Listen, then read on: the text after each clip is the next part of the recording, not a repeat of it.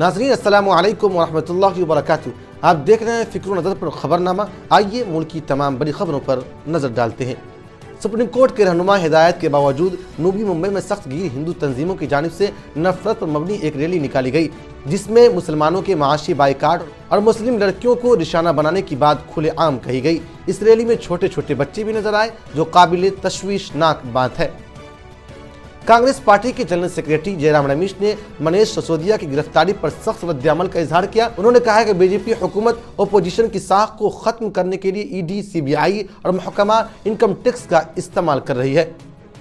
दिल्ली शराब घोटाले में गिरफ्तार नायब वज़ीर आला मनीष सिसोदिया को सुप्रीम कोर्ट से राहत नहीं मिली है। अदालत ने उन्हें राहत के लिए दिल्ली हाई कोर्ट से रुजू करने को कहा है। इसके फौरन बाद आम आदमी पार्टी दिल्ली हाई कोर्ट का रुख किया। समाअत बुध को हो सकती है।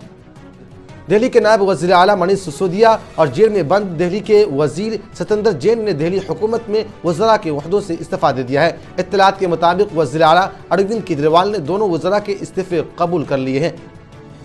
दिल्ली हाई कोर्ट ने पीर को अग्निपथ स्कीम को चैलेंज करने वाली अर्जियों को खारिज कर दिया है। अदालत ने कहा कि इसे इस स्कीम में मुदाखलत की कोई वजह नजर नहीं आई।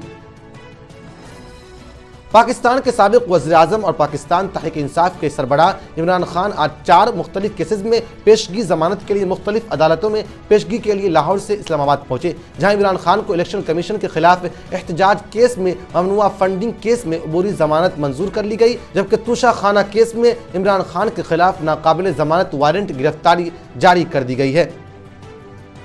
सऊदी अरब के वज़ीर ख़ारजा शहज़ादा फैसल फरहान ने इतवार के रोज़ सऊदी ममलिकत की क़यादत में कैफ का तारीख़ी दौरा किया, जहां उन्होंने यूक्रेन के सदर व्लादिमीर ज़ेलेंस्की से मुलाकात की और मुल्क के लिए $400 मिलियन की इंसानी इमदाद के मुआहदे पर दस्तखत भी किए। बहरी जहाज चंद रोज़ कबल पाकिस्तान, अफगानिस्तान, ईरान और कई दीगर ममालिक के तारिकीन वतन के साथ तुर्किया से रवाना हुआ था और कला बरिया के मशरक़ी साहिल पर वाक़ समुद्री तफरीही मकामात के करीब तूफ़ानी मौसम की वजह से हादसे का शिकार हो गया। इस हादसे में अब तक 59 तारिकीन वतन की मौत की तस्दीक हो चुकी है। व्हाइट हाउस ने वफाकी एजेंसियों को तमाम सरकारी आलात से टिकटॉक को मुकम्मल तौर पर हटाने के लिए 30 दिन का वक्त दिया है। साथ ही कनाडा ने भी हुकूमत के तमाम मोबाइल आलात में डाउनलोड टिकटॉक पर पाबंदी का ऐलान किया है। नाज़रीन, हमारा खबरनामा अगर आपको पसंद आया हो तो ज़रूर लाइक और कमेंट कीजिएगा। फिर मुलाकात होगी। शुक्रिया।